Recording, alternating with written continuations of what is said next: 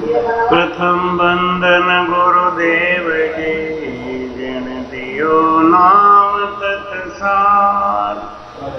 द्वितीयो बंदन राम जी, जाम विकार। तृतीय बंदन सब संत जन, अनंत कोट जन सार। जाके पद रज परसता, हंस उतर जाए। भक्ति भक्त भगवंत गुरु, चतुर नाम बपुए। जिनके पद वंदन किया, नासत विजय। अनंत से दरियाव जी महाराज ने सदगुरु तुकाराम जी, सदगुरु युक्ति राम जी, सदगुरु स्वामी श्री कुशालदास जी, संत श्री ज्ञानेश्वरी बाई जी महाराज ने, गुरुदेव आपके दीन दीन हो। महाराज आपके दीन दीन हो। गुरुदेव आपके दीन दीन हो। महाराज आपके दीन दीन हो। जन्म जन्म का भटका हूँ, जन्म जन्म का भटका। मुझे अपनी शरण में रहने दो, मुझे अपनी शरण में रहने दो। गुरुदेव आपके दीन दीन हो। महाराज बिन गुरु भवनी दी, तरही न कोई। बिन गुरु भवनी दी, तरही। बिन गुरु भवनी दी, तरही न कोई। जो बिरंच शंकर सम, जो बिरंच शंकर सम। बोलो राम। महाराज कहते हैं कि संसार में आदमी अरब खरब कितना भी पैसा कमा ले, सम्मान कमा ले, लेकिन ये संसार छोड़ के जाना तो पड़ेगा। और जब जाना पड़ेगा तो इस जीव का जो सच्चा साथी है वो कौन है? वो है सतगुरु। जब तक सतगुरु जीव के साथ नहीं है, इस जीव का कल्याण नहीं है। शरीर के 6 गुरु मिलते हैं, लेकिन 7वां गुरु है सतगुरु। 7 गुरु हैं, शरीर के 6 गुरु हमारे किसी काम के। तो हमारे कहते हैं कि उसमें कौन से 6 गुरु हैं जिनसे हम संसारिक काम करते हैं, और 7वां गुरु कौन है, उनका लक्षण क्या है? मैं कहते हैं बाप माए गुरु पहले है, सुन जो सब संसार। रगत बूंद सुख राम कहें, बिगसी धात विचार। बोलो राम। पहला गुरु कौन है? माता। पहला गुरु पिता, उसके बाद माता। क्यों? पिता नहीं होते तो हम इस संसार में नहीं, और माँ नहीं होती तो हमको ये शरीर नहीं मिलता। माता ने हमको शरीर दिया। ये जो शरीर है ना, ये माता का कर्ज है। एक बार मेरा YouTube पे जो वीडियो आया था, तो एक लड़की ने हमको प्रश्न पूछा कि गुरुजी, आपने ये बात तो बताया कि लड़का जो है माँ बाप की सेवा करके अपने कर्ज से उत्तीर्ण हो जाता है, तो लड़की कैसे कर्ज से उत्तीर्ण होगी? क्योंकि लड़की तो चली जाती है ससुराल।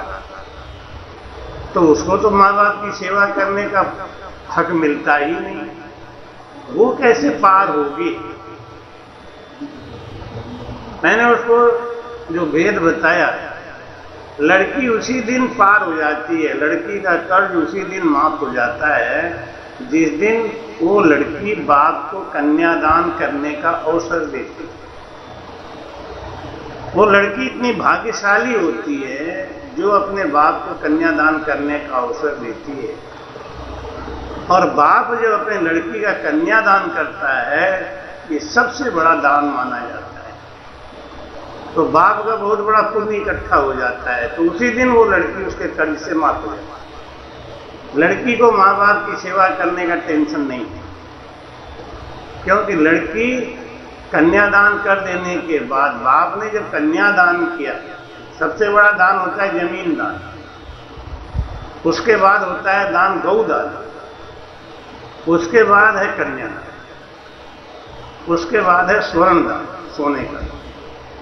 तो सबसे बड़ा दान तो है जमीन का दान, उसको करते ही हमारे सारे पाप नष्ट हो जाते हैं। अब जमीन नहीं है दान करने को, तो क्या काम करें जिससे हमारे सारे पाप नष्ट हो जाएं? वो है गौदान, गाय का दान।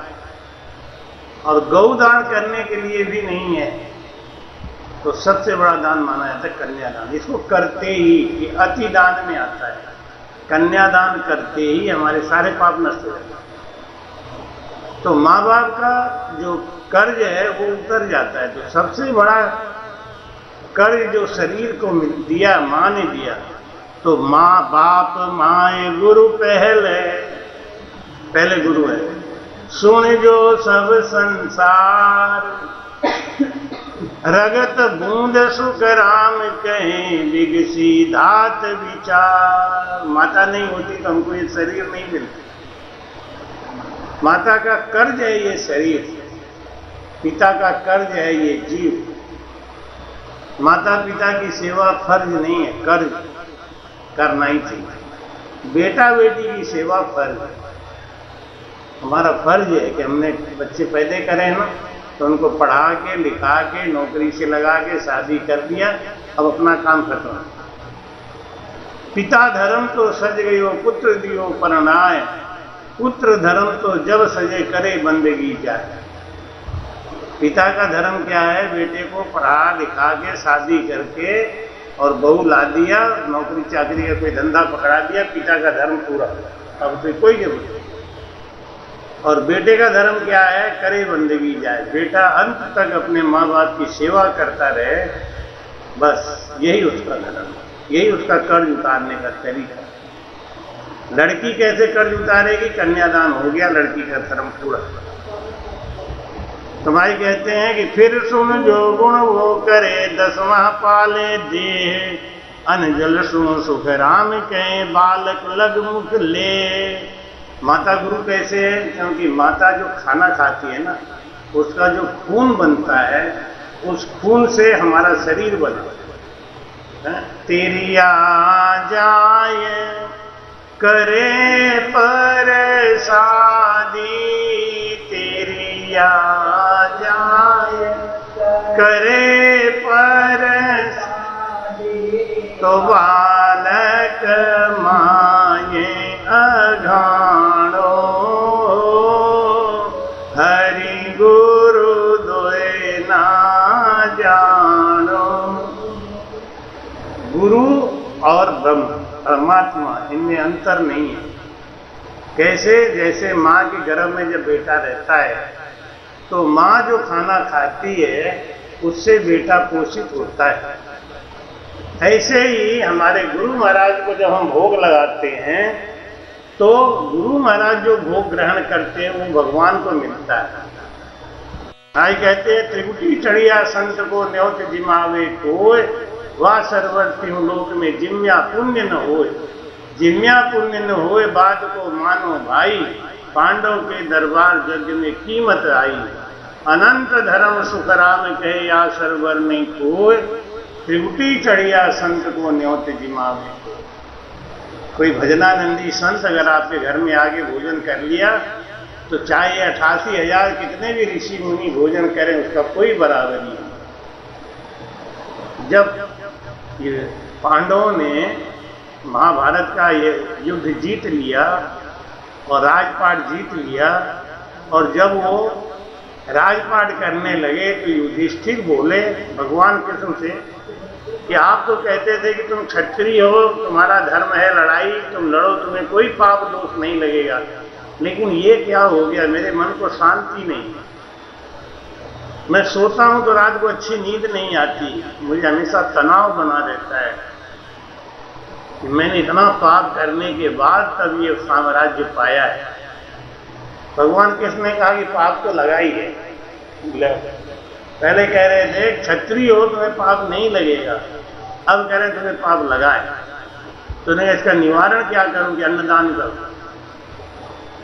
दीजे तो अन्न दान कुरे, लीजे तो हरि नाम। दीजे तो अन्न दान कुरे, लीजे तो हरि नाम। तजिए तो पर तात कुरे, तजिए रे करिए तो पर काज भजो तो राम भजी जो रे। हरि बिन दूर तजी जो रे, भजो तो राम भजी जो रे। हरि बिन दूर तजी जो रे। दीजे तो देना है ना, तो अन्नदान करो। कल अक्षय तृतीया है, कल अक्षय तृतीया को कहते हैं जो भी दान पुण्य करते हैं वो अक्षय हो जाता है, उसका नष्ट नहीं होता, नाश नहीं होता, बढ़ता ही जाता है। अक्षय तृतीया, अक्षय जिसका क्षय नहीं है। ये भेद कौन बताता है? हमारे गुरु महाराज बताते हैं। सदगुरु मिले तो ज्ञान बताते। भगवान कृष्ण ने कहा कि अन्नदान करो, भंडारा चालू करा दिया। अब भंडारा चालू हो गया, चलता रहा 1 2 दिन 10 दिन 15 दिन। भीम ने कहा ये प्रभु एक बात बताओ, ये भंडारा बंद भी होगा, चलता ही रहेगा, रोज कैसे चलेगा, कब तक भंडारा पूरा होगा? भीम ने कहा कि जिस दिन ये पंचायन शंख बिना बजाए बज जाएगा उसी दिन भंडारा पूरा माना जाएगा। एक शंख रख दिया, पंचायन 88,000 ऋषि भोजन करके चले गए, शंख नहीं बजा। 88,000 ऋषि भोजन कर लिए, माता कुंती ने सब देवताओं को बुला के भोजन करा दिया उनके संग। तो भीम ने कहा कि इतने लोग भोजन कर गए, अभी शंख नहीं बजा, इसका मतलब है शंख खराब है। भगवान कृष्ण बोले शंख नहीं खराब है, अभी तक कोई भजनानंदी साधु यहाँ पे आके भोजन नहीं किया। अभी तो ऐसे ही आते रहे, दुनिया भर के संत सब आते रहे। पका हुआ कोई साधु, भजनानंदी कोई साधु ले आओ, वो भोजन करेगा, तब जाके शंख बज जाएगा। भीम ने कहा कौन है, किसी को बताओ तो बुला के ले आओ। कैसे तो बहुत है, लेकिन तुम्हारे दक्षिण दिशा में वाल्मीकि, द्वापर में वाल्मीकि ऋषि हुए, कौन है? वाल्मीकि ऋषि को बुलाओ, वो भोजन करेंगे तो शंख बज जाएगा। भीम बड़े गुस्से में गए और जाके देखा तो एक बहुत दुबला पतला, एक हड्डी का, सांवले रंग का ऐसा कोई बाबा बैठे जो 6 महीना से नहाए नहीं हो। भीम ने कहा इनके खाने से शंख बजेगा, लेकिन कृष्ण भगवान ने कहा चलो। क्यों महाराज, हमारे यहाँ भंडारा चल रहा है, मैंने आपको कहा कि चल के भोजन कर लो, आप भोजन करने नहीं आए, चल रहे हो तो उठा के ले चलो। वाल्मीकि ऋषि ने सोचा कितना घमंडी है, संत से मिलने का, संत से बात करने का, फल अलग होता है, लेकिन भाव बढ़िया हो तो। वाल्मीकि ऋषि ने कहा उठाओ कमंडल, ले चलो। कमंडल उठाने की कोशिश करें, 10,000 हाथियों का बल रखने वाला भीम कमंडल नहीं उठाता, उनसे कमंडल नहीं उठाता। वो लौट के गए, भगवान कृष्ण बोले अरे छोड़ो, वो कोई संत है? ऐसे कोई संत होते हैं? 6 महीना से तो नहाए नहीं होंगे अभी, और कोई मंदिर में नहीं स्थान है उनका, ना कोई मूर्ति, ना कोई माला, ना कोई जाप। ये कोई ऐसे कोई साधु होते हैं? कोई तिलक नहीं, कोई छापा नहीं, कोई गिरवा कपड़ा नहीं, ऐसे एक लंगोट लगाए बैठे। भगवान कृष्ण ने कहा भाई देखो, जो मैंने बात कही वो ठीक थी। संत को भेष से नहीं पहचानते, संत को ज्ञान से पहचानना चाहिए। संत के पास ज्ञान कितना है। आजकल तो लोग आश्रम देखते हैं कि बड़ा आश्रम होना चाहिए, बड़ा ये होना चाहिए, लोग बड़े बड़े के रूप में देखना चाहते हैं। गुरुजी तो हेलीकॉप्टर से आए तो बहुत बढ़िया लगे। ज्ञान अब कोई परखता नहीं, ज्ञान के चक्कर में कृष्ण भगवान ने कहा अब तो वही भोजन करेंगे तभी शंख बजेगा, जाके लेके आओ। अब ये भीम कैसे कहेंगे हम उसका कमंडल नहीं उठा पाए, हमने कैसे लाए? द्रौपदी ने कहा कि प्रभु हम जाएं, यहाँ तुम जाओ। भीम बोले सेना सजा दो, सहेलियां सजा दो, रथ सजा दो, महारानी जा रही हैं संत को लेने। द्रौपदी ज्ञानी थी, द्रौपदी बोली देखो मैं संत को लेने जा रही हूं। और क्यों जा रही हूं संत को लेने? आपका भंडारा पूरा नहीं हो रहा है।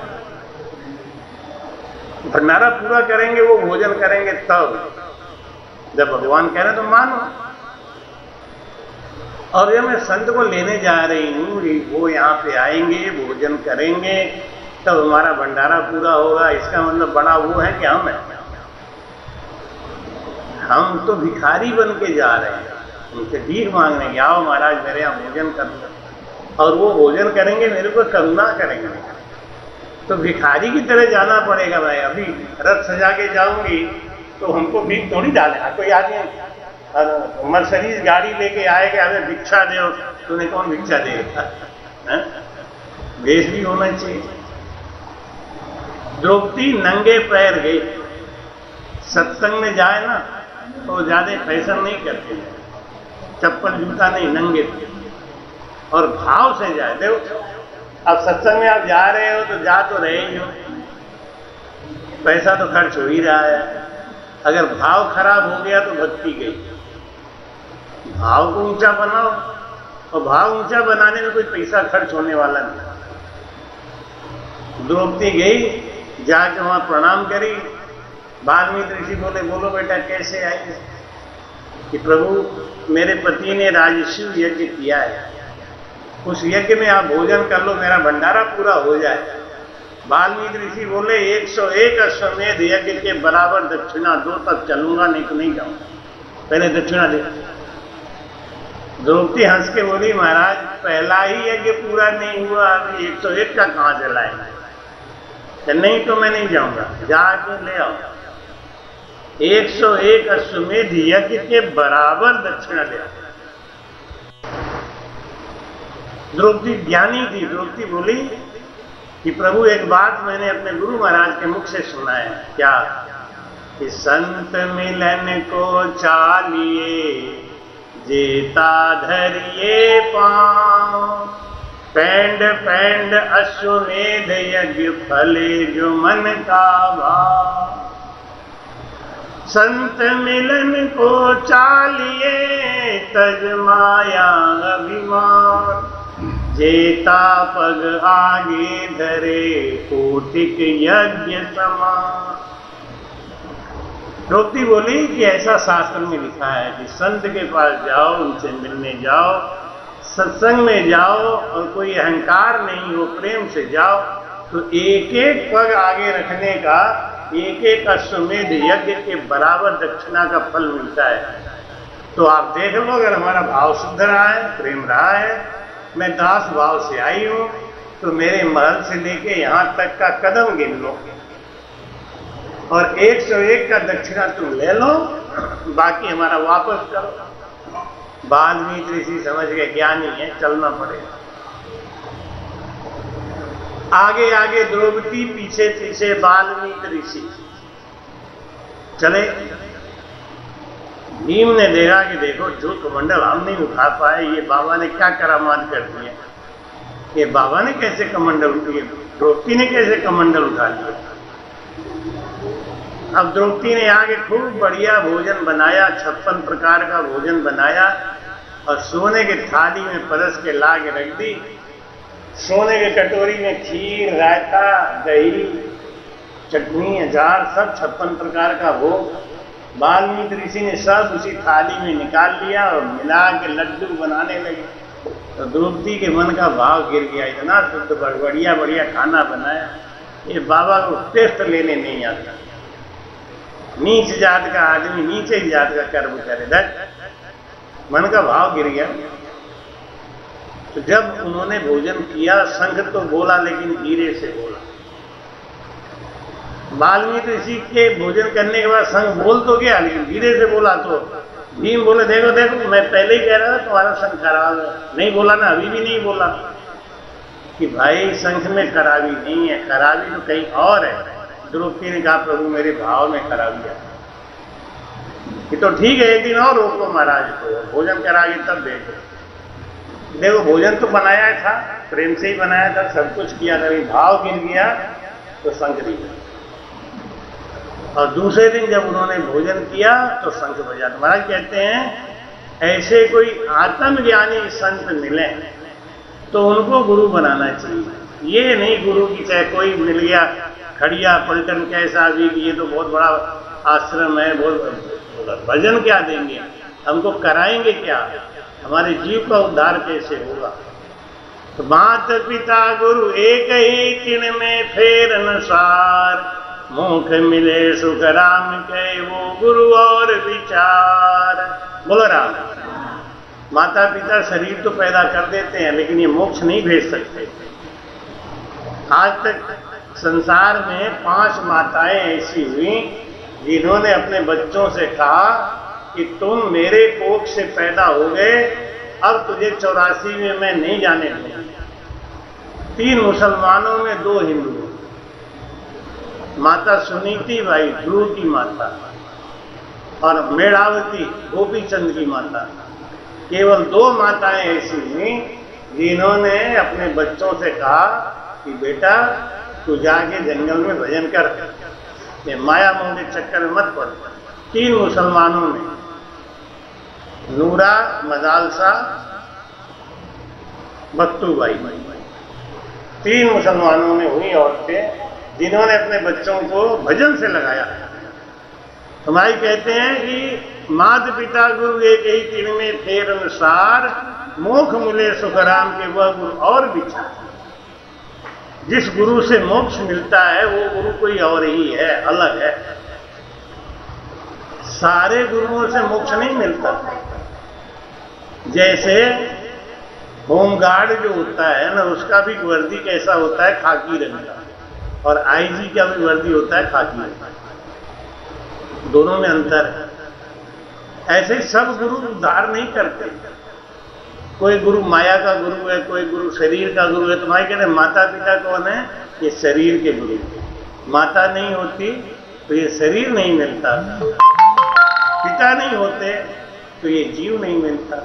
लेकिन जीव मिल गया, शरीर मिल गया, अब मोक्ष कैसे जाएंगे, उसके लिए कोई दूसरा चाहिए, तीसरा गुरु होना चाहिए, वो भी सतगुरु होना चाहिए, गुरु नहीं। तो दूजा गुरु सुख राम कहे दाई है जुग माय। दूसरा गुरु कौन है, दाई। दाई क्या करती है कि मलमूत्र सो काढ़ कर लियो कंठ लगाए। हम जब पैदा हुए ना तो एकदम गंदगी में लिसे हुए थे। तो दाई होती है ना, तो मुंह में से गंदगी निकालती है, आंख के ऊपर से निकालती है, पूरे शरीर को साफ करती है। उस समय कोई नहीं होता, अकेले वही होती है दाई। 10 दिन करे चाकरी नाय झुलावे आण, दाई गुरु सुख राम के एता गुण बखान। 10 दिन तक सेवा करती है दाई, 10 दिन तक सेवा कर देती है, बस उसका काम करता है। माता पिता ने जन्म दे दिया, उनका काम खत्म। दाई ने सेवा कर दिया, उनका काम खत्म। भाई कहे दाई गुरु गुण एक किया, समझो सब संसार पार लगे सुख राम कहे सो गुरु करो विचार। लेकिन दाई हमको मोक्ष नहीं दे सकती, दाई हमको आवागमन से मुक्त नहीं कर सकती, वो गुरु को और है। उस गुरु पे ध्यान लगाओ, उस गुरु का ध्यान करो। ऐसे तो गुरु बहुत मिलते रहते हैं, दुनिया भर के साधु संत है, कहीं गए अपना कान फुकवा के आ गए, कहीं गए छापा तिलक लगवा के आ गए।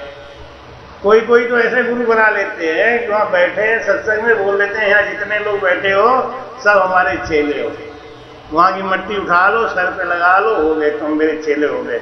ऐसे भी गुरु बन जाते हैं।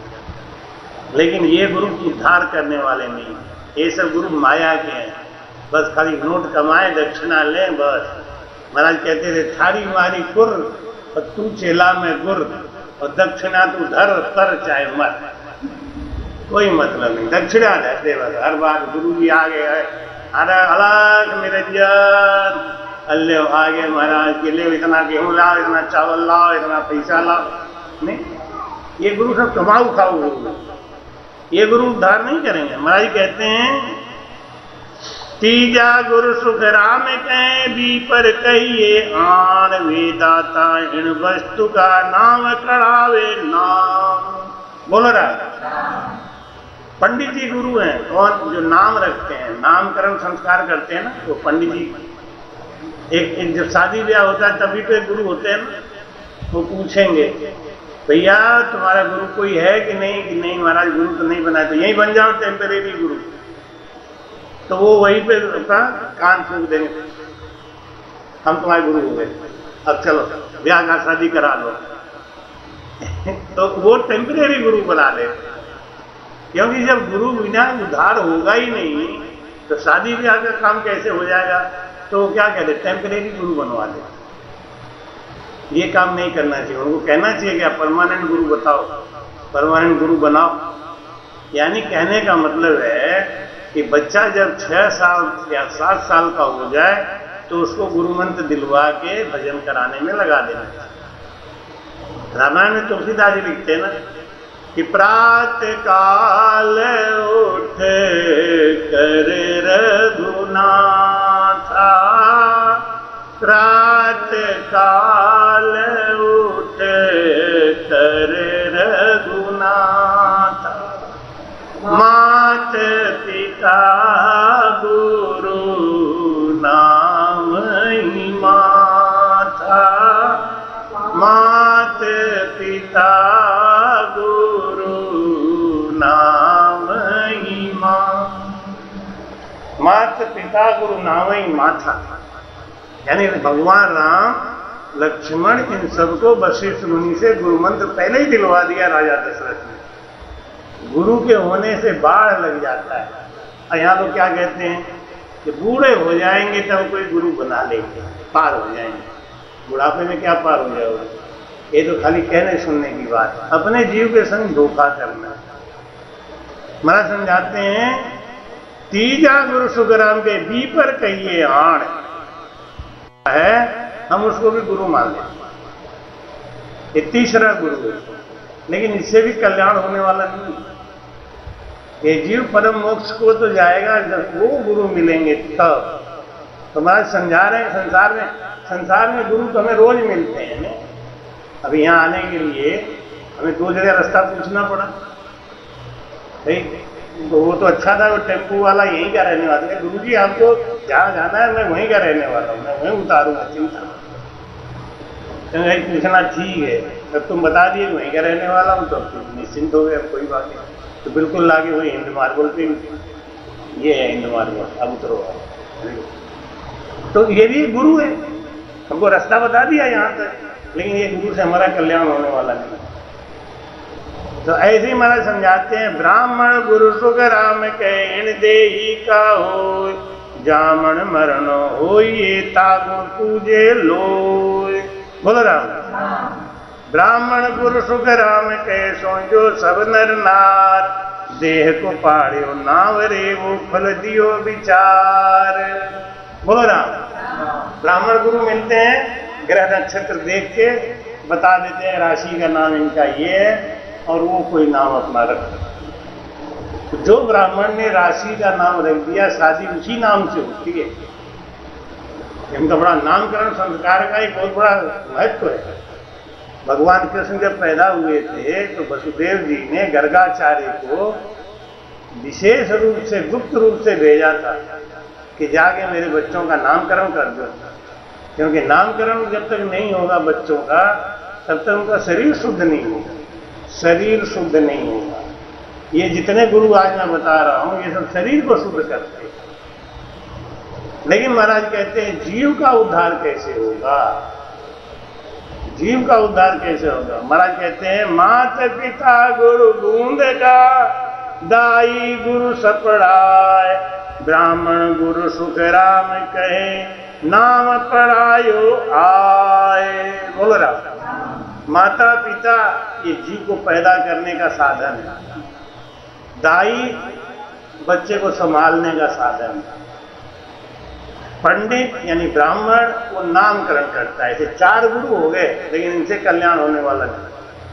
ये तो समय समय पे आए, बिना गुरु के तो हम एक कदम नहीं चल सकते। हमारा गुरु तो लाठी भी होता है, लाठी होता है ना, डंडा बांस बोलते हैं, कोन्ना में रखा है, निर्जीव है, खड़ा है, लेकिन अगर आपने उसको पकड़ लिया तो वो भी आपको सहारा दे देता है निर्जीव। लेकिन उसको भी अगर आपने पकड़ लिया कस के, ऐसे हम लोग गुरु तो बना लेते हैं लेकिन बस बना के छोड़ दिया, जाओ कहीं भी रहो तुम मस्त। गुरु बनाए तो उन्हें पकड़ के रखे। जन सुखिया फल नीरे रे पीवत तरवर माय, समृद्ध साहिब पाविया सदगुरु शरणेया। जैसे आम का फल होता है ना, आम का फल डाल से लगा रहता है तो क्या होता है, धीरे धीरे धीरे धीरे धीरे धीरे बड़ा हो जाता है, पक जाता है, रसीला हो जाता है। लेकिन बीच में छोड़ दे तब क्या होता है, तो उसको काट पीट के अचार बना के नमक मसाला रगड़ के छत पे सुखा दिया जाता है। क्यों ऐसा सजा मिली उसको, क्यों काटा गया, क्यों नमक मिलाया गया, क्यों रगड़ा गया, क्यों धूप में सुखाया गया, क्योंकि दाल को छोड़ दी। इसलिए गुरु बनाए तो गुरु धर्म को निभाना चाहिए, गुरु को छोड़ना नहीं चाहिए। तो भाई कहते हैं कि ये तीनों गुरु हद का बेहद का गुरु ना, माता पिता दाई और ब्राह्मण ये तीनों जो है वो कहा हद के गुरु हैं, एक लिमिट समय तक काम देंगे। वही लाठी अगर आप लेके चल रहे हो और नदी में पानी भरा हुआ है तो क्या करता है लाठी, आपको गहराई का थाह बताता है, नहीं ये गुरु हो गया। लेकिन ये जीव का उद्धार नहीं करेगा, शरीर को पार करना कि हाँ इतनी गहराई है यहाँ मत जाओ, यहाँ इतनी गहराई कम है, इधर चलो इधर चलो, ऐसे करके नदी पार हो जाती है। तो एक लाठी भी पार करा देती है, वो भी गुरु का काम करता है। तो भाई कहते हैं ब्राह्मण सुन सुख राम के जति वेद का ग्वाल। ये सब के सब जितने गुरु हैं ना ये केवल हद तक भक्ति बताते हैं, हद का काम करते हैं। ब्राह्मण पाड़े नावरे जति पढ़ावे आण, ये गुरु तो सुख राम के याची जाका जान। बोलो राम। जो ज्ञान देते हैं हमको स्कूल में पढ़ाते हैं वो भी गुरु है। जो शिक्षा देते हैं ना, हमको बीएससी एमएससी सीए करा दिया, इंजीनियरिंग करा दिया, ये भी गुरु है, ये भी हमारा कल्याण करते हैं। लेकिन इनसे मोक्ष नहीं होगा। हमने भी पढ़ाई करी तो हमारे भी गुरु थे, वो गुरु अलग होते हैं। शादी ब्याह में ब्याह कराने वाले वो गुरु अलग होते हैं। लेकिन महाराज कहते हैं आयस स्वामी ढूंढिया बैरागी गुरु जान, ये बग से सुख राम के सांग पदार्थ आन। बोलो राम। 6 गुरु हैं, कौन कौन? जंगम जोगी, सेवड़ा, दरवेश, सन्यासी और ब्राह्मण। जंगम जोगी, सेवड़ा, दरवेश, सन्यासी और ब्राह्मण, ये 6 गुरु होते हैं। लेकिन बिना 7वें गुरु के कल्याण नहीं होता। तो मैं कहते हैं खट दर्शन वैराग रे, ये देखा गुरु जान, एकू को गुण करते सबही हद का जान। खट दर्शन गुरु देह का दिन में करो 50, बिन सतगुरु सुख राम के झूठ मुगत की आस। जब तक सतगुरु नहीं मिलेंगे जीव का उद्धार नहीं होगा। ये जीव का आवागमन नहीं छूटेगा। ये शरीर मिला है ना, तो जीव तो कहीं न कहीं जाएगा। नहीं, शरीर छूटेगा तो जीव तो कहीं न कहीं जाएगा। कहाँ जाएगा वो सोचना है। कौन सा ऐसा हम कर्म कर रहे हैं, क्यों हमको शरीर मिलेगा नर्तन, ये भी सोचना पड़ेगा। नर्तन शरीर क्यों मिल जाएगा? जो ज्ञानी थी, माता मेढ़ावती ज्ञानी थी, उसने गोपी चंद से क्या कहा कि सुन मात कहे गोपी चंदा, तू तज माया का फंदा। सुन मात कहे गोपी चंदा, तू तज माया। गोपीचंद की माता मेढ़ावती समझाती है कि ये बेटा अब तू माया का फंदा छोड़ दे, नहीं फिर 84 में जाएगा। अब तू मेरे कोख से एक बार पैदा हो गया, तो किसी कोख में नहीं जाने दूंगी। इसलिए जंतर मंतर अकल रे लख चीजा दे आन, भेद बिना सुख राम के सब देखा गुरु जान। कोई जंतर सीखता है, कोई मंत्र सीखता है, कोई जादूगरी सीखता है, कितना बड़ा बड़ा तंत्र मंत्र करके और दुनिया में ठगाई करके बस अपना पेट पाल लेते हैं। तो महाराज कहते हैं कि देह का गुरु सो मुगत रे, सुन दे ही की हो। आत्म की सुख राम के सतगुरु के संग जो। जब तक सतगुरु नहीं मिलेंगे तब तक ये 6 गुरुओं से काम होने वाला नहीं। माता पिता दाई पंडित नाई भी मुंडन करता है ना, वो केस संवारता है। तो महाराज कहते हैं कि इन सबसे उद्धार होने वाला नहीं। उद्धार होगा कब? जब हमको सद्गुरु मिलेंगे। तो महाराज कहते हैं भेद बिना सुख राम कह सब देखा गुरु हो। करनी की सुन क्या चली नाम रटावे कोई।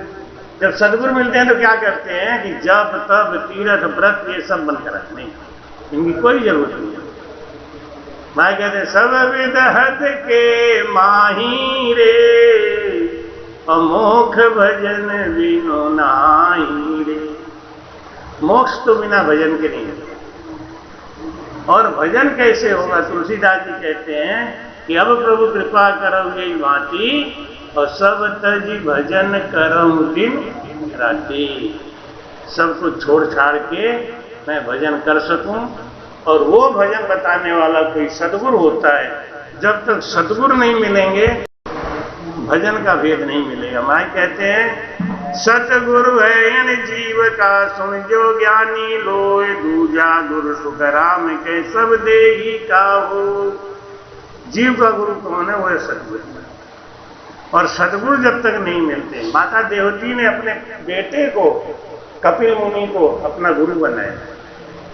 अपने पेट से पैदा कपिल मुनि को अपना गुरु बनाया। तो भाई कहते हैं मोक्ष मिलन की चाहे तो सदगुरु तीजो आए। दूजा गुरु सुख राम के सभी कर्म उपाय। सदगुरु सुख राम जी। मोक्ष जाना चाहते हो, आवागमन से मुक्त होना चाहते हो, या अगले जन्म में फिर नर्तन पाना चाहते हो, तो सदगुरु की तलाश करो, सदगुरु का ध्यान करो। अब 5 मिनट भजन कर लो, 2 मिनट, उसके बाद आरती करेंगे। राम जी राम महाराज। कृपया चैनल को सब्सक्राइब करना ना भूलें। राम राम।